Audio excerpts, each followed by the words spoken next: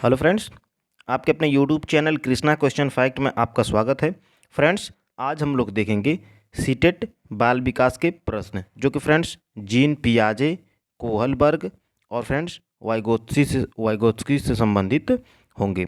और friends, CTET के exam में जीन पियाजे, कोहलबर्ग और वाइगोत्स्की से फ्रेंड्स कम से कम पाँचों सब्जेक्ट मिलाकर 30 प्रश्न आते हैं।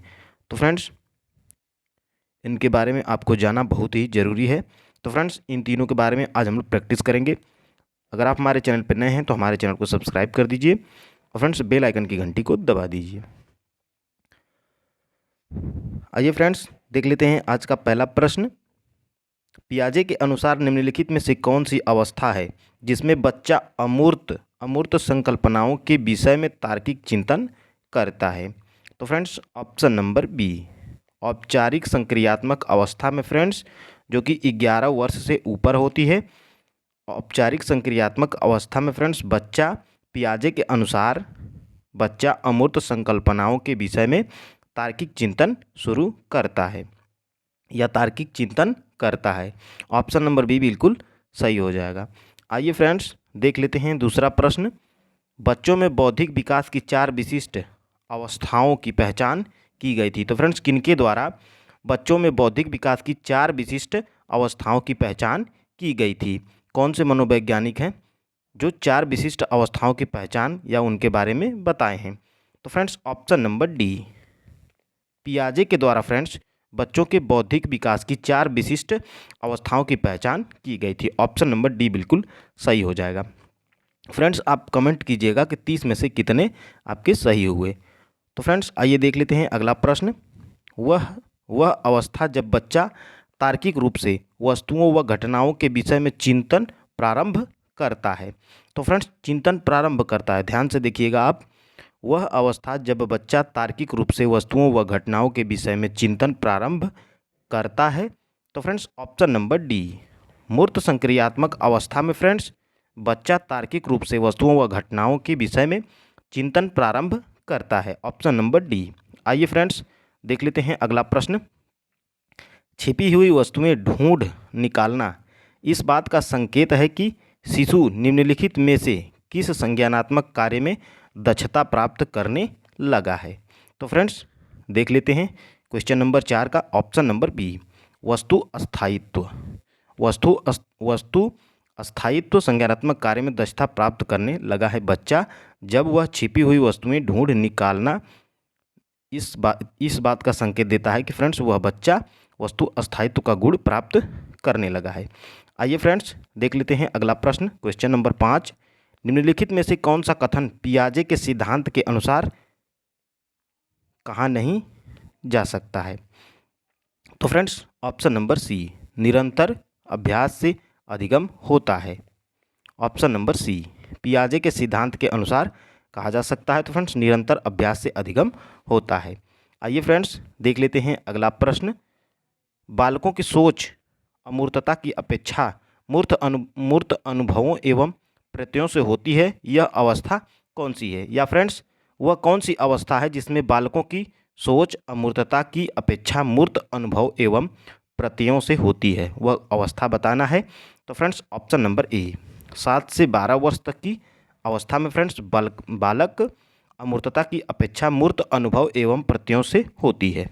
आइए फ्रेंड्स, देख लेते हैं क्वेश्चन नंबर 7। पियाजे के संज्ञानात्मक विकास सिद्धांत के अनुसार संवेदी क्रियात्मक अवस्था होती है। तो फ्रेंड्स, संवेदी क्रियात्मक अवस्था के बारे में बताना है कि कितने वर्ष से कितने वर्ष तक होती है। तो फ्रेंड्स, सबको पता है, जन्म से 2 वर्ष तक की अवस्था फ्रेंड्स पियाजे के संज्ञानात्मक विकास के सिद्धांत के अनुसार संवेदी क्रियात्मक अवस्था होती है। आइए फ्रेंड्स, देख लेते हैं 8वां प्रश्न। घटना और वस्तुओं के बारे में बच्चा तार्किक रूप से सोच सकता है, पियाजे के चरणों के संबंध में सही कथन कौन सा है? तो फ्रेंड्स, ऑप्शन नंबर सी, मूर्त संचालन प्रक्रिया। आइए फ्रेंड्स, देख लेते हैं अगला प्रश्न, क्वेश्चन नंबर 9। पियाजे की औपचारिक संक्रियात्मक अवस्था बालक की किस आयु अवधि तक मानी जाती है? तो फ्रेंड्स, किस वर्ष तक औपचारिक संक्रियात्मक अवस्था मानी जाती है?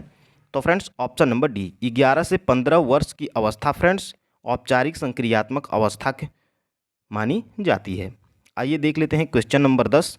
वह कौन सा स्थान है जहां बच्चे के संज्ञानात्मक विकास को सबसे बेहतर तरीके से परिभाषित किया जा सकता है। तो फ्रेंड्स उस अवस्था को बताना है जिसमें कि संज्ञानात्मक विकास को सबसे बेहतर तरीके से परिभाषित किया जा सकता है। तो फ्रेंड्स ऑप्शन नंबर बी, विद्यालय एवं कक्षा पर्यावरण के तहत फ्रेंड्स बच्चे के संज्ञानात्मक विकास को सबसे बेहतर तरीके से परिभाषित किया जा सकता है। Option number B. आइए फ्रेंड्स देख लेते हैं अगला प्रश्न। बच्चे दुनिया के बारे में अपनी समझ का सृजन करते हैं, इसका श्रेय किसको जाता है? बढ़िया प्रश्न है फ्रेंड्स, सीटेट के एग्ज़ाम में पूछा जाता है, इंपॉर्टेंट करिए इसको। बच्चे दुनिया के बारे में अपनी समझ का सृजन करते हैं, इसका श्रेय किसको जाता है? तो फ्रेंड्स इसका श्रेय पियाजे को जाता है, जीन पियाजे को जाता है। ऑप्शन नंबर ए बिल्कुल सही हो जाएगा। फ्रेंड्स इसको आप स्टार मार्क करेंगे।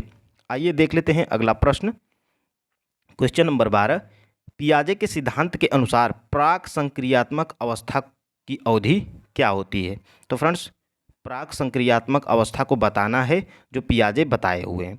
तो फ्रेंड्स ऑप्शन नंबर सी, 2 वर्ष से 7 वर्ष तक की आयु प्राक संक्रियात्मक अवस्था मानी गई है जीन पियाजे के अनुसार।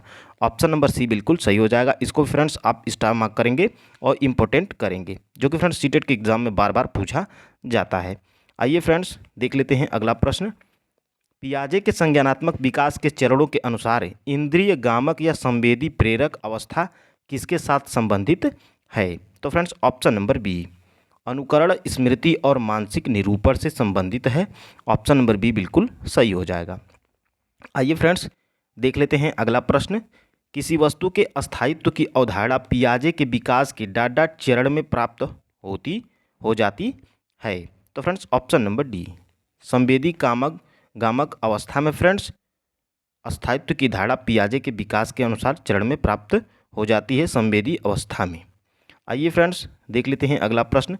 पियाजे के मुख्यतः डॉट डॉट के क्षेत्र में योगदान के लिए जाने जाते हैं। तो फ्रेंड्स पियाजे मुख्यतः किस क्षेत्र के योगदान के लिए जाने जाते हैं? तो फ्रेंड्स पियाजे संज्ञानात्मक विकास के संदर्भ में जाने जाते हैं। तो फ्रेंड्स ऑप्शन नंबर बी को आप टिक करेंगे और इसको स्टार मार्क करेंगे। और सीटेट के एग्जाम में बार बार पूछा जाता है, इसलिए फ्रेंड्स इंपॉर्टेंट होगा, ध्यान से देखिएगा। आइए देख लेते हैं फ्रेंड्स क्वेश्चन नंबर 16। पियाजे के अनुसार मौजूदा योजनाओं में नई जानकारी को शामिल करने को कहा जाता है। तो फ्रेंड्स पियाजे 2-3 शब्द दिए हुए हैं, उनके बारे में आपको जानना बहुत ही ज़रूरी होगा।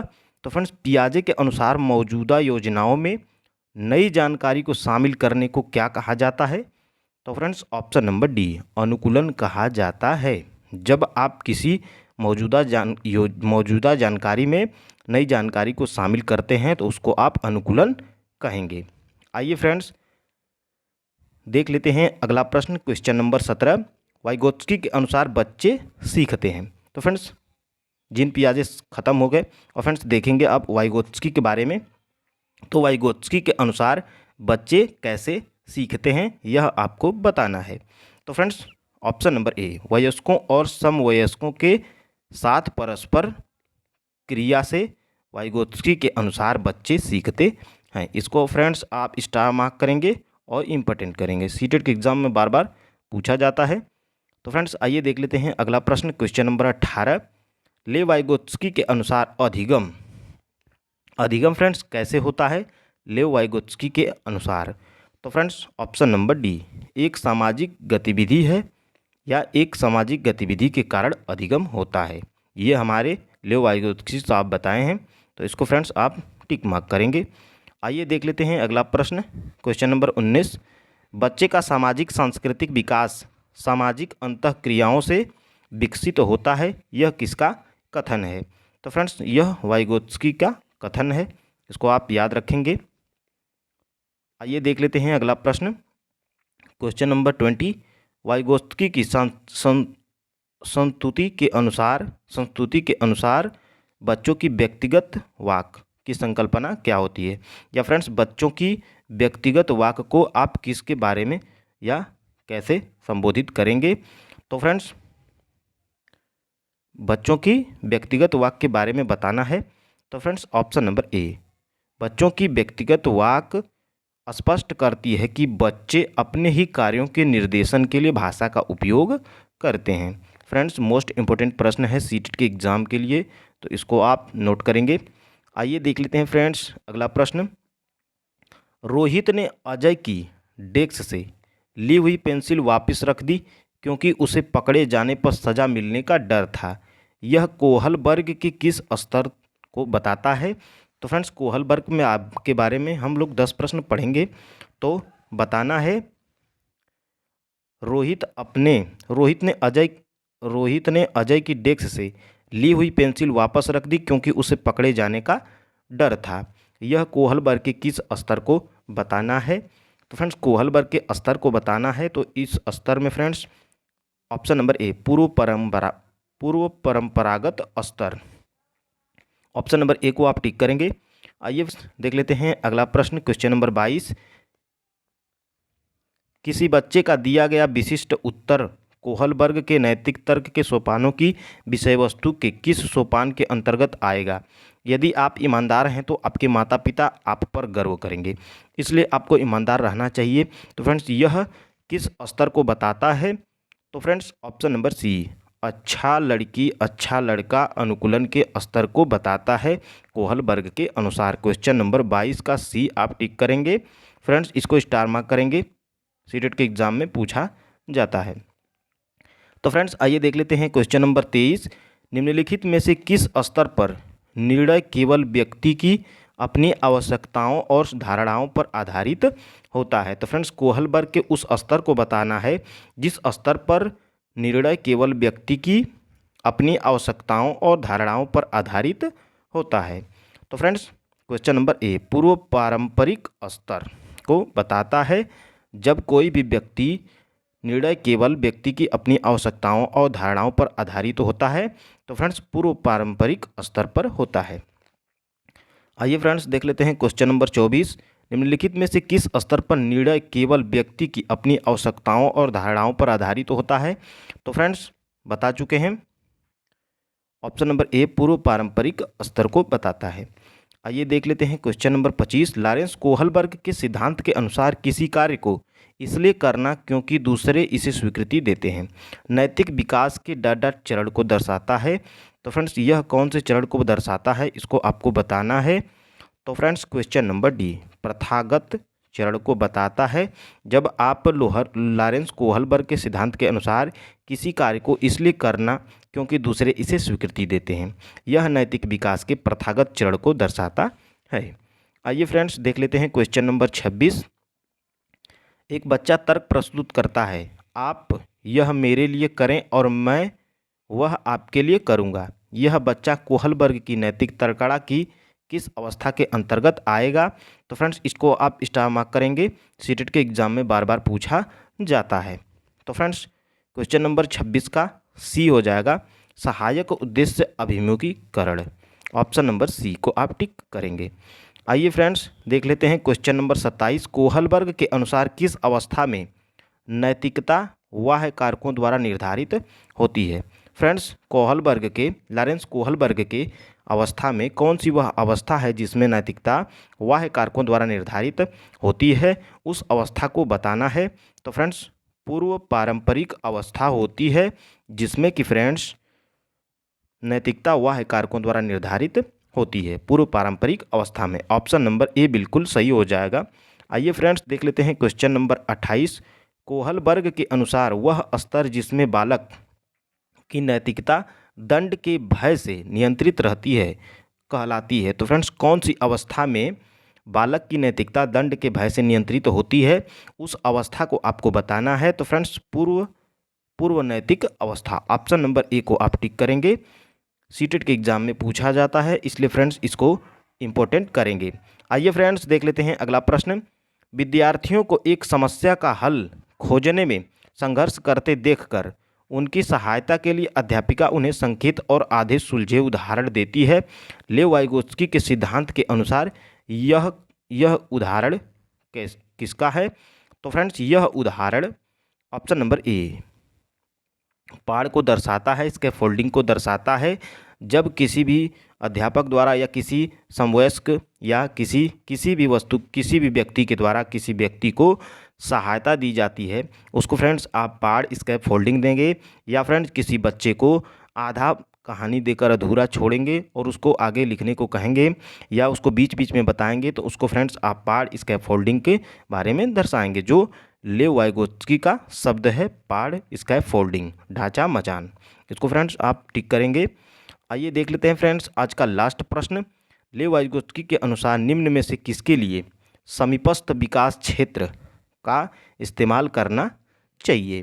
तो फ्रेंड्स ऑप्शन नंबर ए, अध्यापन और मूल्यांकन में समीपस्थ विकास के क्षेत्र का इस्तेमाल करना चाहिए। यह फ्रेंड्स लेव वाइगोत्स्की का शब्द है, इसके बारे में भी पूछा जा सकता है, इसलिए फ्रेंड्स आप इसको स्टार मार्क करेंगे, इम्पोर्टेंट करेंगे। तो फ्रेंड्स अगर आप हमारे चैनल पर नए थे तो हमारे चैनल को सब्सक्राइब कर दीजिए, ताकि फ्रेंड्स अगली सीरीट की प्रैक्टिस आपको सबसे पहले मिल सके। धन्यवाद दोस्त, कल मिलेंगे एक खूबसूरत टॉपिक के साथ। जय हिंद।